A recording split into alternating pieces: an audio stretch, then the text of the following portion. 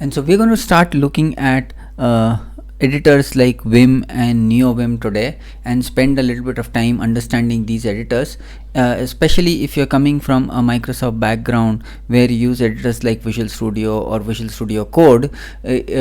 It's kind of good to venture a little bit out into these different editors like Vim and NeoVim and start looking at them. And the reason why you should do that is because Vim and NVim are really powerful editors, and they come with a whole host of keystrokes, key binding, shortcuts and movements that Visual Studio or Visual Studio Code just doesn't provide you out of the box. So the very fact of learning Vim and NeoVim kind of makes you that much more efficient or faster at writing code or modifying code.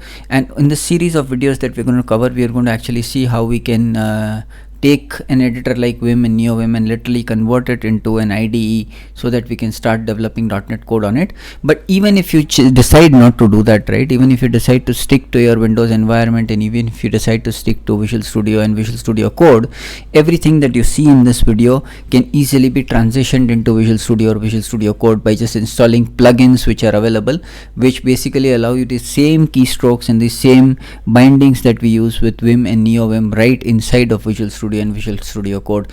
In fact, there is a specific plugin which is available for NeoVim or NVim, which you can download and then install NeoVim in your Windows environment, and then have it boot up inside of Visual Studio and handle all these keystrokes and shortcuts. So as far as you're working, you will be completely inside Visual Studio, but all the bindings and the shortcuts that we're covering in this video, it's something that you will be able to leverage and use in Visual Studio or Visual Studio Code. So I guess the reason for kind of learning these bindings is, one, they make you that much more faster and efficient in modifying and editing code, and two, these skill sets are kind of ubiquitous, right? So almost every IDE out there, going from Emacs to Visual Studio to Visual Studio Code to any other Java IDE that you can see, pretty much has a plugin which kind of leverages the same shortcuts and key bindings. In fact, there are also plugins inside Chrome where you can actually leverage the NVim and the Vim shortcuts, and you can use that to kind of browse your internet without actually touching your mouse.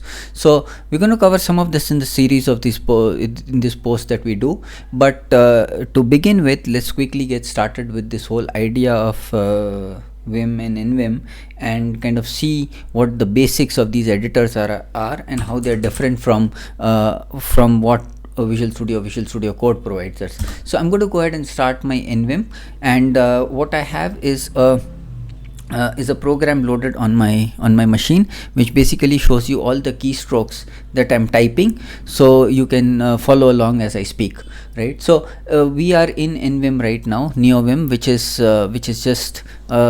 just a rewrite of Vim, but pretty much follows the same shortcuts, the same key bindings and the same movements that Vim allows us to do. So you can choose between Vim and NVim when we're starting out. They're pretty much same from an end use perspective when you're beginning, and then as you go deeper, you'll kind of realize the subtle differences between the two, and then you can take a pick on one of them. So we're just going to start with NVim right now, and Vim and NVim both, they have the same concepts that you can use when you are working with the editor. So one of the concepts with Vim which is very different from any other editor like Visual Studio or Visual Studio Code, is that you work with different modes. Now if you look at Visual Studio Code or Visual Studio, or even a simple editor like Notepad for that matter, the whole idea is to open the editor, navigate and change text, right? So use the arrow keys to move to a specific line, and then you go to a specific character and you change text. With Vim and NVim, there are 3 different modes that you are given, and each of these mode has its purpose. So when you begin, you are in normal mode, and the whole purpose of normal mode, the way I like to think of it, is to allow you to move efficiently inside the document. So when you're in normal mode, you're not going to be allowed to edit anything. So if you see here, I can type as many keys as I want, but I'm not actually writing anything on the document. So that's because I'm in normal mode, and the normal mode is only used to kind of move around inside the document. To start writing, I will have to go into the insert mode, and the simplest way to do that is to do an I, and once I press an I am in insert mode. Notice the mode changed here, and then I can start writing.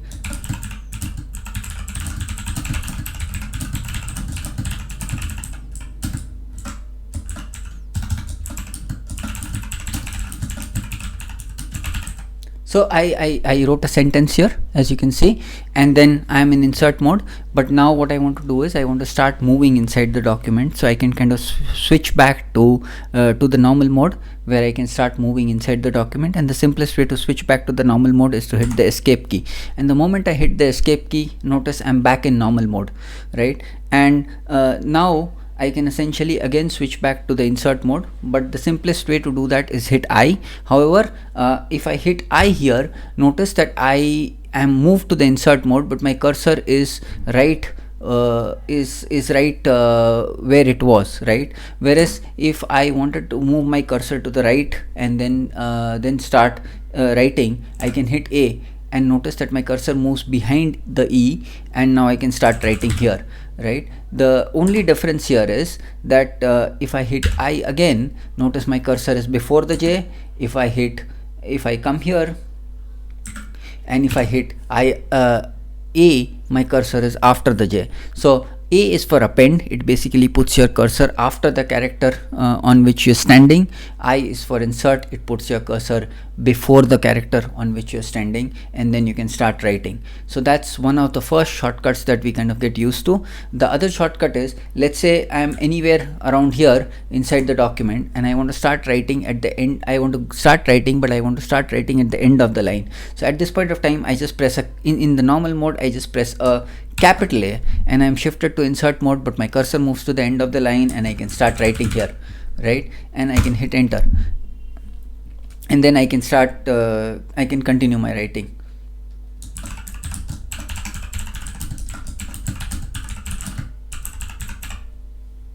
Escape again, A again to go to the end of the line, hit enter.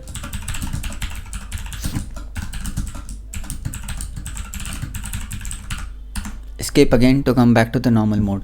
So as you write, you are in insert mode, but one of the things that we do with Vim and NeoVim is, as soon as we finish writing, we kind of jump back to the normal mode, so that as we are writing, we don't accidentally write anything more than what we want to, right? So that's your basic shifting between insert mode and normal mode. We'll kind of go into command mode later, but those are the two modes that we are dealing with. Now we come to basic movements. Now typically, if you see with Vim or NeoVim, you can use the arrow keys to move. If you see, I'm using the arrow keys to move left and right, up and down. You can do that, but because the arrow keys are farther away from the main area of the keyboard where your fingers are, in the normal mode, you have the shortcut of using H to go to the left, L to go to the right, J to go down, and K to go up, right? So you have these shortcuts which you kind of memorize over a period of time, and then you start using these shortcuts to go up and down inside the document, or you start using the same shortcut to go right and left inside the document, right? So that's one of the simplest movement in Vim. The other movement that you have is, let's go back to the top of the file. So the simplest way to go back to the beginning of the file is to hit GG, and you will jump to the back to the beginning of the file. From that point of time, you can keep going, hitting E to go to the end of each word, right? So you can move word by word, right? Now, one of the amazing things about Vim or NeoVim is that any of these commands, right, that we are doing, say for example L to go to the right, or J to go down, or for that matter K to go up, all of these commands can be done followed by numbers. So if I hit 2J, right, I will move 2 lines down. Similarly, if I was using K to go up and J to go down, if I hit 2K, I go 2 lines up. So all of these commands that you're doing, right, so if you're doing L to the right, if I hit 5L, I jump 5 words to the right. So every command that you're doing, which basically has this numbers that you can append to them, and that movement will be done that many number of times, right? So that's one of the interesting things about NeoVim, right? Now another interesting thing that you can do with these movements is that you want to jump to a specific word, right? Let's say you're looking for the word amazing, right? And the simplest way to jump towards it is to hit this / key and start typing the word. And as you start typing, you are kind of jumped onto that word, right? So that's your other way of kind of navigating. You have a word that you want to go to, just hit the slash and you can start moving on to it. Now let's switch back to the append mode, hit capital A and say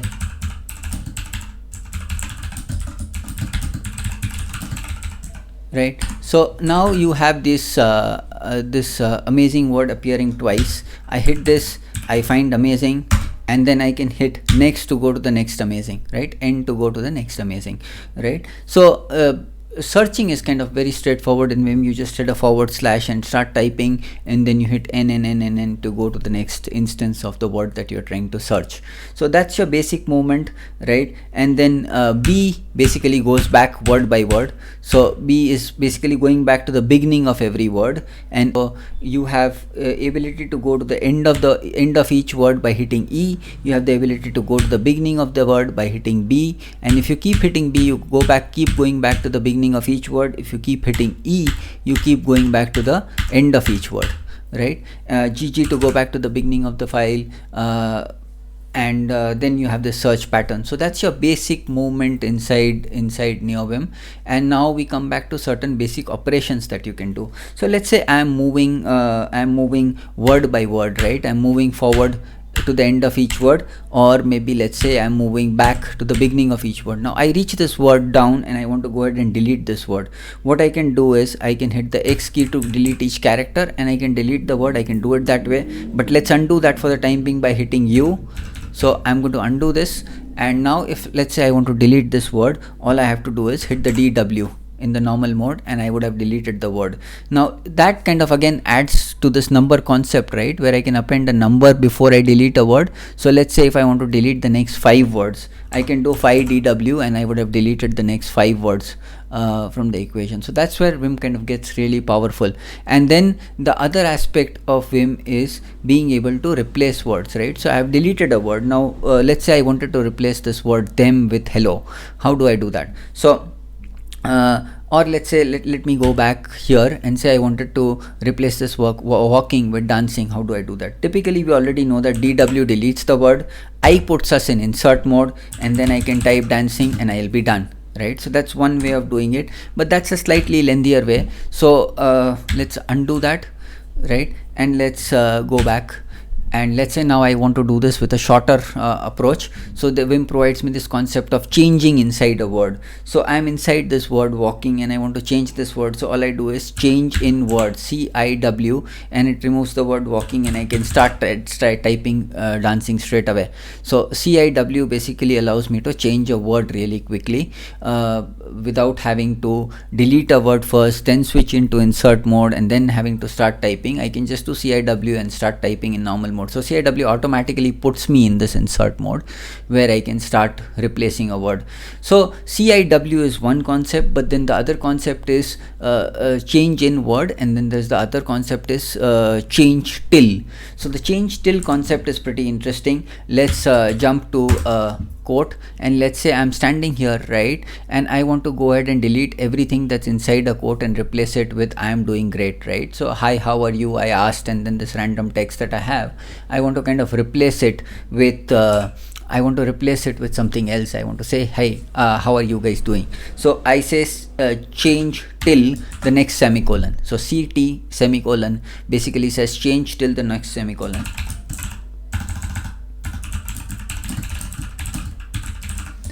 And then I just start typing, and it basically takes care of replacing everything inside that semicolon, right? So that's another interesting concept. Now the other really powerful concept that NeoVim basically gives us is the ability to repeat my commands. So let's say there are 3 things inside quotes here, right? You have I am doing great, I am doing amazing, and I am amazing too, right? You want to replace all 3 of these with I am doing awesome, right?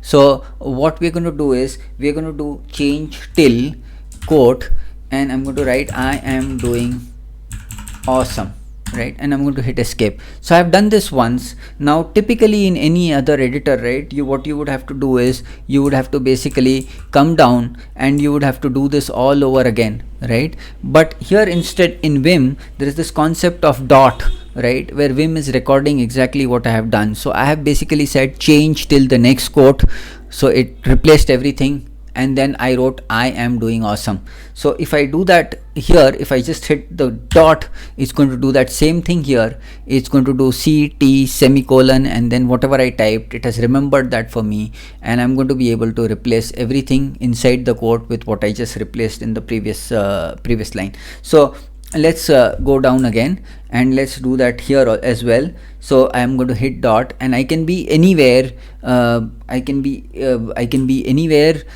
in the context of that specific document, right? And it would still go ahead and do that for me. So let's say I am in this line, which is a completely different line altogether, and I hit dot, and it has again replaced everything inside the quotes with I am doing awesome. So dot is kind of a very powerful way to basically do the same action again and again, where you are not dependent on the text itself, but rather you are dependent on a command and a text combination. So you have basically given a command saying I want to replace everything inside the double quotes, I don't care what it is, and then you have replaced it with a specific text. So NVim understands that, records that, and fires that like a macro every time you hit the dot key, right? So that's one of the concepts. And then, as we discussed, there is this concept of undoing, which I'm doing by hitting U. So you can always undo by hitting U all the time.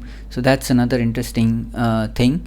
The other thing that you can do, really basics that you will need in order to navigate inside Vim, is being able to delete lines, right? So let's say if you want to, we said that to delete a word we have DW, right? But to delete a line we basically have something which we call DD, and DD basically deletes the line. But what it also does is when it deletes the line, it keeps it on the clipboard or the buffer, is what we call it in the NVim world. So the text has been, the entire line has been deleted, but it has been kept in the buffer. So if I want it back, I can always paste it back, and I can keep on pasting it, right, to as many times as I want, because it's pretty much there in the buffer, and P allows me to paste the line. So that's one other thing. And then the other thing is, let's go back up, and now let's say we already talked about the number concept, right? So let's say now if I want to delete the next 4 lines from where I'm standing, DD is to delete a line. So if I do 4DD, I have deleted the next 4 lines, right? Pretty straightforward. Now one of the other thing is copy paste. So let's say if you don't want to delete the line, but you just want to copy it, you can do a YY to yank a line, right? Yanking is the same as copying. I can come here to the end of the line, hit enter, and I can go ahead and paste this line here, and I would have basically gone ahead and copied pasted the line, and I can keep on pasting. Once I do that, I can yank a line. Sorry, let me yank a line, and let me keep on pasting it as many times as I want, right? So I can yank a line and paste it as many times as I want. So that's the other thing that we can do with NVim. So that's your basic movements that we are kind of trying to cover here. Things like going left, right, up, down. Things like being able to search a word and go back to it. Things like being able to replace a word. Things like being able to change inside a word, change till a specific character, those kind of things, right? And then at the end of the day, we're basically switching between normal mode and insert mode, right? So if you see here, that's what we have done thus far. We have kind of switched between normal mode and insert mode using I and escape, or basically A and escape, right? Or basically capital A to kind of jump to the end of the line and switch to insert mode. So those are the kind of things that we have been doing thus far. Then you also have this concept of command mode, right? And the concept of command mode begins with colon, where you can start giving specific commands. So the way I like to think of the command mode is basically things you would do in a menu, right? File, save as, file save, file exit. Those are the commands that you typically give in any editor, right? And those are the same commands that are possible in Vim, but those commands are what you type after hitting a colon key and switching to the command mode. So let's say I want to write a file here. So I hit W to write a file, and let's call it sample.txt, right? So this will go ahead and actually save the file for me, right? And then I have written the file. Now after writing the file, let's say let's basically go up and let's quickly jump to the beginning of the file, and let's go ahead and say I want to delete the next 6 lines. So I'm going to go ahead and delete them. So I've made a change. Now I want to go to escape:WQ. So write and quit basically writes the file on the disk and quits Vim and brings me out, right? So I've made a change to the file, I've written a file, I have came out, and now I want to open the file. I can open it using the file name and it would have jumped back. Now let's say at this point of time again, if I want to make a change to the file, right, like I said, I can use the arrow keys to go up and down, but as you become more familiar, ideally you should be using J to go down and K to kind of come up, right? So let's say I want to start making some more changes in the file, and I make the changes and I'm not very happy with the changes, and I want to quit the file without making any changes to it. So escape, so I just jump into the command mode by hitting escape:Q exclamation. So that's quit without saving, and then I would have hit this and I would have come out, and when I open the file my changes are not saved. So escape:WQ to write and quit, escape:Q exclamation to kind of quit a file without saving it. So that's your quick overview. So the three modes that we basically talked about till now, right, is the normal mode, the insert mode, and the command mode. But one of the other interesting mode that Vim gives us is the visual mode, and visual mode is what I don't use often, but I use it to basically select things and to copy and paste things. That's the most frequent use I have found for the visual mode. So you remember we talked about yanking a line or copying a line, where we said that y basically yanks a line, and then I can come to the end of the line here, and I can go ahead and start pasting it as many times as I want. So that was yanking a line. You could also yank a word by hitting YW, so that would yank a word, and then you can come at the end of the file and paste the word. Again, the concept of numbers basically works when we are talking about yanking also. So let's say if you wanted to yank let's say basically two words, right? So 2YW basically yanks two words, and then you can actually basically come down here and you can hit paste to paste those two words, right? So yanking and pasting is there, but there are cases where you would specifically want to select an area and then yank it and then paste it, right? And that's where the visual mode kind of comes into equation. So visual mode basically allows me to visually select aspects of the text. To jump to the visual mode, I basically hit the V key, and notice I have kind of gone ahead and shifted to the visual mode, and here I can now start selecting items that I want to copy paste, right? So let's say if I wanted to go back to the normal mode, I hit escape again, and I can move to the area where I want to start selecting, and then I jump to visual mode, and then I can keep on going to the right by hitting L, and I can select as much as I want. Then I can yank it, right? The moment I yank it, I'm out of visual mode, because Vim understands that I want to switch back to the normal mode, and then I can actually go back to the end of the line and I can start pasting whatever I copied, right? So basically visual mode is one of the modes that you can use to visually select areas which you want to copy, and then or either which you want to yank, and then later you want to go ahead and paste them. So that's one more mode in Vim that's kind of useful when you are starting out with Vim or Nvim.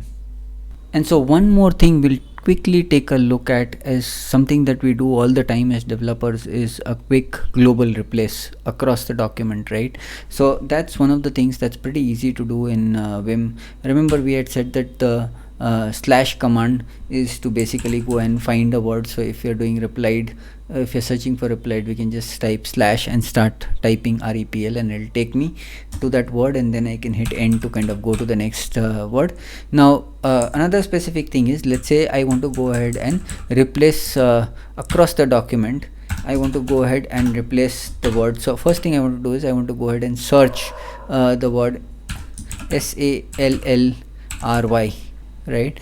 So that's the word I want to search. Percentage S is for search this command right here, and then I want to replace it with Sally, and I want to do it globally, right, across the file.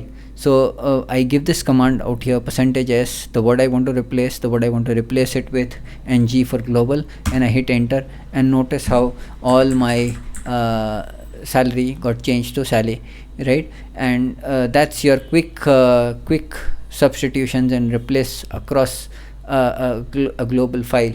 There are of course many more commands for search and replace that you can do with Vim, but what we are basically trying to cover in this video, right, is just enough for you to get started and to transition over to Vim, so that you can pretty much become fairly efficient at modifying and working with your code inside in Vim or Vim, which means either you kind of download Vim and move over to it, or even if you install an NVim or a Vim plugin in Visual Studio, all these basic commands that we covered just in this video should be good enough to get you started with Vim and NVim. In the series of videos that we follow, we will basically talk about the Vim ecosystem, we'll talk about plugins, we'll talk about a lot of other things, but whatever we learned today should be good enough for you to get started and transition over to Vim from Visual Studio, or at least download a Vim or NVim plugin inside Visual Studio and start working on it. So that's pretty much what we have in this video. In the next video, we'll try to go deeper into NVim and Vim for .NET programmers and for programmers in general. Thanks for watching. Bye.